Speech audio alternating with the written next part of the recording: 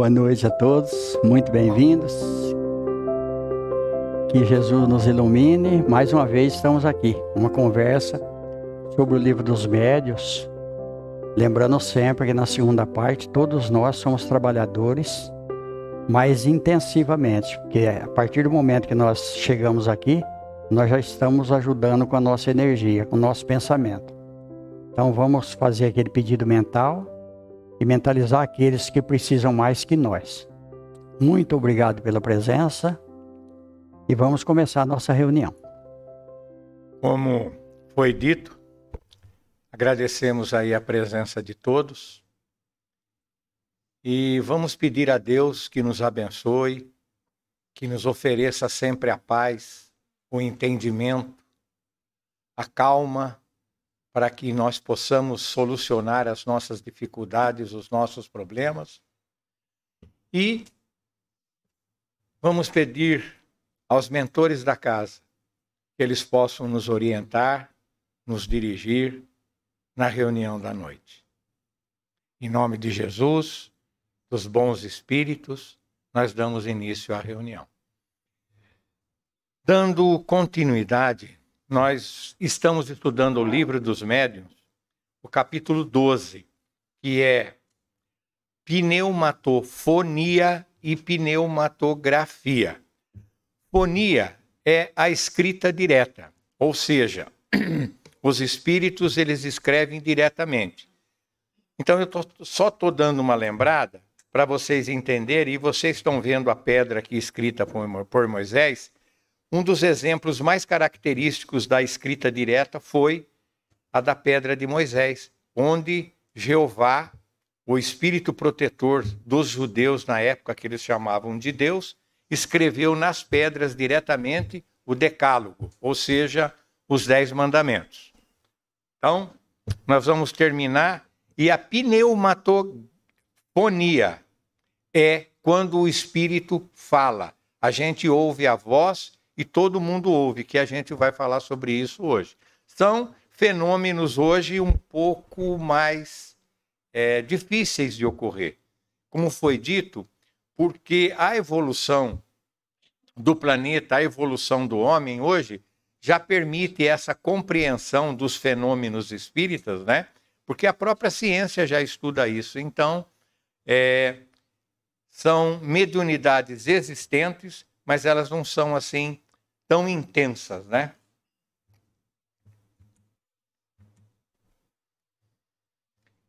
Na pneumatografia, o espírito, ele não se serve de substâncias e instrumentos nossos. Ele mesmo os produz, tirando os seus materiais do elemento primitivo universal, que submete por sua vontade as modificações necessárias para atingir o efeito desejado. Assim, tanto pode produzir a grafite do lápis vermelho, a tinta de impressão tipográfica ou tinta comum de escrever, como a do lápis preto e até mesmo caracteres tipográficos suficientemente duros para deixarem no papel o rebaixo da impressão, como tivemos a ocasião de ver. Quando a escrita direta, nós falamos na outra reunião, que a gente pode fazer experiências, precisa ser um grupo sério, sobre a proteção dos espíritos superiores. A gente pode pegar um papel, colocar numa gaveta e deixar fechada perante todo mundo e, depois de algum tempo, pode ter alguma escrita naquele papel. Então, esse material, ele retira da onde? Do fluido universal, né? Nós estudamos aqui o livro dos médiuns, né? E tem um capítulo que fala do laboratório do mundo invisível. E isso daí eles retiram exatamente daí para eles fazerem esses efeitos. Então vamos agora à pneumatografia. É assim que de um fato aparentemente vulgar pode sair à luz. A compreensão das causas tem ainda um outro resultado, que é o de estabelecer uma linha divisória entre a verdade e a superstição. Se considerarmos a escrita direta quanto às vantagens que pode oferecer, diremos que até o presente a sua principal utilidade consiste na constatação material de um fato importante, a intervenção de um poder oculto que encontra nesse processo um novo meio de se manifestar. Mas comunicações assim obtidas são raramente de alguma extensão em geral, são espontâneas e se limitam a palavras, sentenças, frequentemente sinais ininteligíveis. São obtidas em todas as línguas, em grego, em latim, em siríaco, em caracteres ideográficos, etc. Mas ainda não serviam as conversações contínuas e rápidas que a psicografia ou a escrita pela mão do médium permite. Então aqui ainda vocês estão vendo algumas gravuras de escritas diretas, inclusive até desenhos, isso pode ser ocorrido, que é exatamente aquele material que ele é tirado do fluido cósmico universal pelos espíritos. Agora nós vamos aqui no fenômeno de pneumatofonia. Os espíritos, podendo produzir ruídos e pancadas, podem naturalmente fazer ouvir gritos de toda espécie e sons vocais imitando a voz humana ao nosso lado ou no ar. É esse fenômeno que designamos pelo nome de pneumatofonia. Segundo o que conhecemos na natureza dos espíritos, podemos supor que alguns deles, quando de ordem inferior, iludem-se com isso e acreditam falar quando viviam. Então, aqui ele está dizendo que um espírito menos feliz também pode utilizar disso, certo, Honório? Devemos evitar, entretanto, de tomar por vozes ocultas todos os sons de causa desconhecida ou de simples unidos do ouvido, e, sobretudo, de aceitar a crença vulgar de que o ouvido que zune está nos avisando que falam de nós em algum lugar, né? Desmistificando aqui nós estamos. Esses unidos de causa puramente fisiológica não têm, aliás, nenhum sentido, enquanto os sons da pneumatofonia exprimem pensamentos e somente por isso podemos reconhecer que tem uma causa inteligente e não acidental. Podemos estabelecer como princípio que apenas os efeitos notoriamente inteligentes podem atestar a intervenção dos espíritos. Quanto aos outros, há pelo menos 100 possibilidades, como uma de serem produzidos por causas fortuitas. Olha só para vocês verem como que é esclarecedor para nós o livro dos médiuns. Isso nós podemos, vamos trazer isso para os nossos dias, vamos trazer isso para a mesa mediúnica. Por exemplo, às vezes um médium recebe ali uma entidade e ela fala: eu sou fulano de tal. O espírito está enganando. Quantas vezes a entidade dá o nome, a gente vem aqui, tem parente de fulano de tal aí? Não tem. Muitas vezes tem, a pessoa fica constrangida de falar e depois vem conversar particularmente. Mas cada 10 nomes, um é autêntico. Os outros são espíritos enganadores que querem levar o médium na conversa. E se a gente bobear, leva o grupo inteiro. Nós já tivemos, em outra instituição, enganos por muito tempo. Porque os espíritos, eles são sutis. Eles são inteligentes. Eles querem desviar o foco do trabalho mediúnico, o foco da reunião. Então, olha só para vocês verem. Uma médium, ela veio conversar comigo, aqui está falando que o espírito, muitas vezes, todos ouvem a voz. E realmente, muitas vezes, eu falo, eu ouvi me chamar. E às vezes a minha mulher está perto, ela fala, eu também ouvi. Mas é uma vez só. Aí a mulher veio conversar comigo, porque tem muitos médiums que eles se iludem e eles ficam fascinados. Aí eles acreditam que tudo é espírito. Aí ela veio falar para mim o seguinte: olha, o espírito me chama. Fulana, fulana, fulana. É mentira. O espírito só chama uma vez. Depois ele tem que juntar novamente energias tiradas do próprio médium ou de alguém que está perto para poder se manifestar. Como na escrita direta aqui. O espírito não precisa utilizar o médium, mas precisa utilizar a energia do médium que nós já comentamos anteriormente aqui. Então, são coisas que nós vamos analisando. A doutrina espírita dá condição da gente analisar. Zunido, muitas vezes liga-se uma máquina do lado de fora, principalmente quem mora em apartamento, e aí você começa a ouvir aquele barulho, e aí você fica impressionado, você acha que tem alguma entidade ali. Né? Uma vez, entrou um morcego. Eu fui atender uma família, e aí a gente estava fazendo a oração, eu pedi para apagar a luz, ficou só a luz, e aí entrou um morcego no quarto. Aí a mulher falou, é o barulho que eu escuto, Antoninho. Aí eu já comecei a arrepiar, porque o médium tem esse problema. Se ele tiver medo, então, aí fica pior ainda. Aí, e eu também comecei a ouvir o barulho. Você está ouvindo, Lourinho? Isso aí faz tempo, né? Eu ainda era jovem ainda. Eu falei, eu estou ouvindo. E o marido falou, eu não acreditava nela, mas agora eu estou ouvindo também. Ele trabalhava. E aí, eu falei, vamos acender a luz. Quando se acende a luz, o morcego esconde. Daí, ficou quieto. Ela falou, ele só se manifesta. Eu não vou morar mais aqui, Antoninho. Não mora aqui mais. Porque é só apagar a luz. Eu já falei para você que eu não quero ficar aqui mais. Aí descobrimos que era um morcego. Como eu contei aqui o caso do gato no porta-mala da Brasília aquele dia. Então nós precisamos analisar os fatos para a gente não ficar com medo. Porque a gente fica com medo e não está acontecendo nada ali.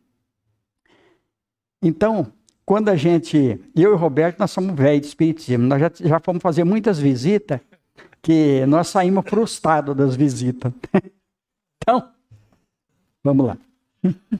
Então, gente, acontece muito frequentemente ouvirmos meio adormecidos, pronunciarem distintamente palavras, nomes, às vezes até mesmo frases inteiras, e isso de maneira tão forte que acordamos sobressaltados.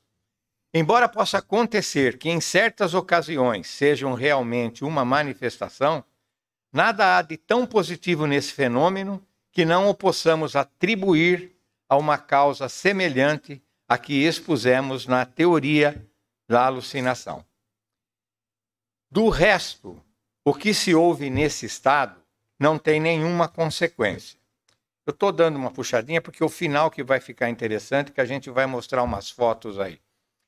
Já o mesmo não acontece quando estamos realmente acordados, pois nesse caso, se for um espírito que se faz ouvir, podemos quase sempre trocar ideias com ele e estabelecer uma conversa regular.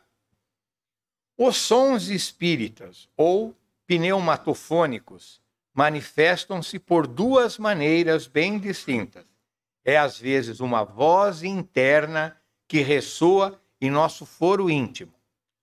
E, embora as palavras sejam claras e distintas, nada tem de material. De outras vezes, as palavras são exteriores, tão distintamente articuladas como se proviesse de uma pessoa ao nosso lado. Eu já sofri essas duas interferências várias vezes, principalmente dirigindo, cuidado, né? Que é um tipo, mas é bem forte mesmo, e alguma coisa está acontecendo. E a minha mediunidade, início dela, foi com medo. Eu vim no espiritismo por medo. Assovios e me chamavam o nome. A princípio eu achei que era tudo alguém me chamando, até que eu fui definindo. E essa voz vinha da onde? Eu não sei de onde, porque eu não era nem espírita. Foi daí que eu procurei o Monteiro Lobato e me transformei espírita, né? Mas realmente causa medo. É que nem o Honório falou, começa a arrepiar, né? E fica bem fantasmagórico mesmo, né? Essa chamada da gente. Mas depois passa a ser um caso normal. Hoje, graças a Deus, a gente respeita os espíritos, né? A gente respeita os espíritos. Mas a gente já não tem aquele temor, né, que a gente tinha. É um respeito que a gente possui por eles, né? Aqui está. Fenômenos de pneumatofonia. Nós estamos vendo aqui a Jesus no Monte Tabor, né? Na transfiguração de Jesus, quando os espíritos dizem lá, né? Este é o meu filho amado, a quem me comprazo. Então tá Tiago, Pedro e João, né? Estão lá junto com ele. Essa foto aqui ao lado é o batismo do Cristo com João Batista, quando aparece o famoso pombo, né? Que é bem convencional, e repete-se a mesma palavra.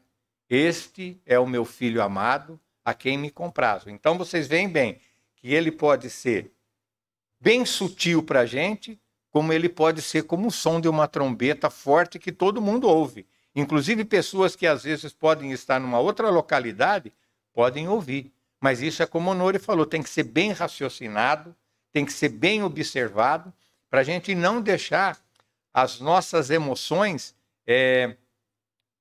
nos traírem, né? Nos confundirem. Aqui nós temos duas interessantes e famosíssimas também. São do Velho Testamento. Aqui é a sarça ardente, quando o Espírito de Jeová começa a conversar com Moisés sobre a missão dele junto aos judeus, e é uma preparação para que ele pudesse receber aquela escrita direta que é o Decálogo. E aqui nós temos Abraão e o filho dele, né? Que os espíritos... Na Bíblia conta que Deus pediu para que ele levasse o filho dele para sacrificar. A gente já vê aí que jamais Deus iria fazer isso. Provavelmente um espírito brincalhão deve ter conseguido iludi-lo, né? E chegando na hora que ele foi executar o filho, um espírito fala diretamente para ele que não é para ele executar matar o próprio filho, e aparece uma ovelha para que ele pudesse fazer o sacrifício, que naquele tempo de Abraão eles sacrificavam ainda animais. Na época do Cristo sacrificava pombos e etc, né? Então é isso aqui.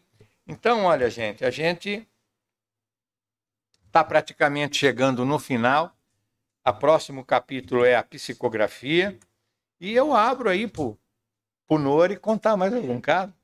Vamos...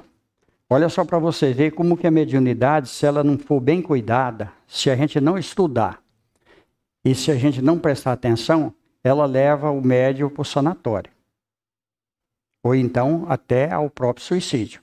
Por exemplo, eu tenho uma situação comigo.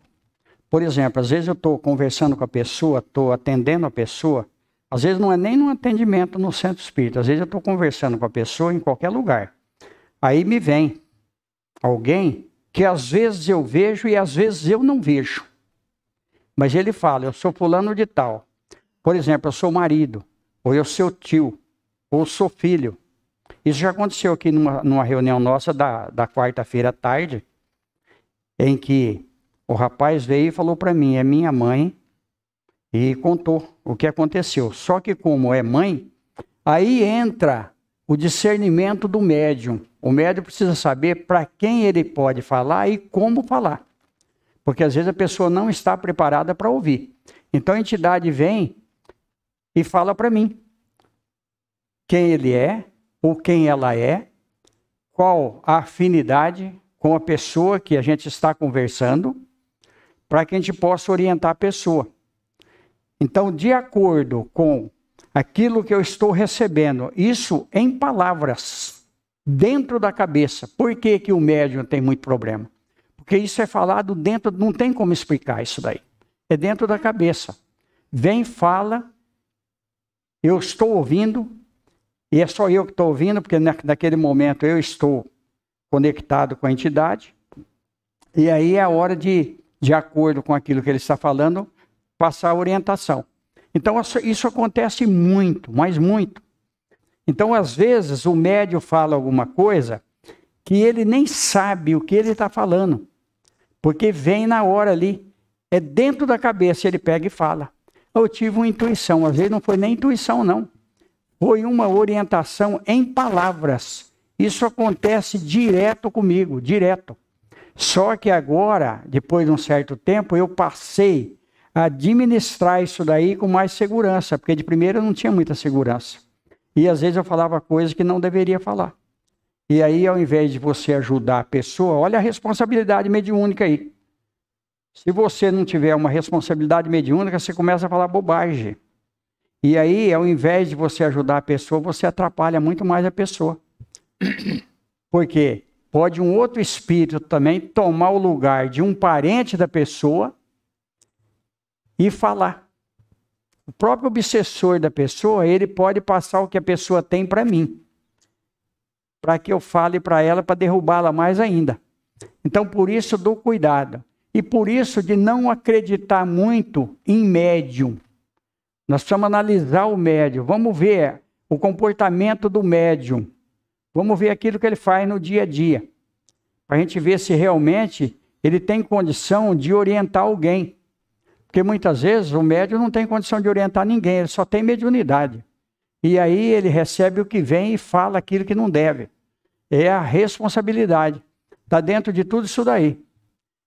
E sobre essa escrita direta, nós tivemos uma experiência dessa quando nós fazíamos transcomunicação instrumental. A gente fazia transcomunicação e um dia, e olha para vocês verem, foi numa placa de alumínio. A placa de alumínio. A gente tinha uma placa de alumínio onde a gente tinha uns procedimentos ali. Porque ainda era bem arcaico. Isso que eu estou falando para vocês, você tem mais de 40 anos. E nessa placa de alumínio, quando nós pegamos, durante o dia a gente ia analisar. Quando nós fomos analisar, tinha lá uns garranchos. Uns garranchos fundo. Bem fundo. Como se alguém tivesse grifado ali com algum ponteiro, alguma coisa no alumínio. Só que a gente não conseguiu decifrar. Porque para nós aquilo ali era garrancho, mas podia ser. Depois, deduzindo mais ou menos, nós achamos que era algarismos turcos. Não sei se alguém aqui já viu falar disso daí. São números diferentes, mas a gente não tinha certeza. Então nós deixamos para lá isso daí. Então, para a gente finalizar, a gente pode levar isso para o nosso dia a dia. Por isso que é muito importante a gente ter a tranquilidade, a paz, buscar sempre ser dono de si mesmo. Porque nós estamos recebendo orientações diretas dos nossos mentores e eles nos ajudam. Então essa pneumatofonia, eu acredito que muitos de nós que estamos aqui já tivemos essa experiência perante uma dificuldade, perante um problema e... de uma certa forma, nós somos avisados, olha, observe isso, veja aquilo, não vá por aqui, coisas dessa natureza para a gente poder definir o quadro geral. Então é muito importante a gente estar sempre equilibrado, porque o equilíbrio ele sempre vai nos favorecer em todos os setores da nossa vida e facilita com que os nossos amigos espirituais nos deem dicas, né, Nori? Sim. Então, a próxima reunião nós vamos estudar psicografia, que é um fenômeno que todo mundo acha lindo e é mesmo, é atual. Nós vamos conhecer diversos psicógrafos, né? Sim. E nós vamos agora então para a segunda parte. Nós vamos nos concentrar e ir para os passos. Muito bem. E cada um faz o seu pedido mental. E vamos agradecer também a oportunidade de nós estarmos aqui mais uma vez. E aí eu lembro muito da pessoa que nós vimos aqui, que às vezes a pessoa não está nem dormindo nem acordada e ele fala. Então é um perigo isso daí. Porque às vezes o homem fala coisa que não deveria falar e pensa que não tem ninguém, a mulher está ouvindo. Aí depois dá uma briga danada. E muitas mulheres e até muitos homens falam, não, é o espírito, eu estava mediunizado, então não é eu não, né? Porque tem muito isso daí da gente culpar os espíritos. Mas lembrando que nós é que somos responsáveis. Chamei o Reinaldo aqui, que ele vai contar do Eurípides Barçanufo, que está dentro desse assunto que nós comentamos, e isso está, que acho que tem quantas mil visualizações? Mais de 100 mil visualizações já, esse vídeo do Eurípides Barçanufo. Quando eu fiz a palestra do Eurípides Barçanufo, né, eu vi toda a biografia dele, e tem um momento que ele estava passando uma dificuldade muito grande, que os alunos estavam deixando o colégio, né, porque ele tinha se transformado em espírita. Então o pessoal na cidade não aceitava e começou a ir embora e tal. E daí ele começou a ensinar o Evangelho de Jesus, que apareceu para ele a Maria, mãe de Jesus, e pediu para ele mudar o nome do colégio, né, que chamava Colégio Sacramentano, para Colégio Allan Kardec, e ensinar o Evangelho de meu filho, ela falou, e aula de astronomia. Então, assim, ele mudou o nome imediatamente, óbvio, e começou a ensinar o Evangelho segundo o Espiritismo. E dizem lá, a moça que fez a biografia dele, comenta na cidade também, que toda vez que ele dava a aula do Evangelho, a cidade inteira escutava, em qualquer local. Então, essa história da pneumatofonia não era para uma pessoa, duas, três, era para a cidade inteira. Então, ele explicava o Evangelho e todo mundo parava para escutar ele do colégio ensinando. Era esse fenômeno de pneumatofonia. E é sem alto-falante. Era mesmo o som. Então, gente, olha, vamos agradecer a presença de todos.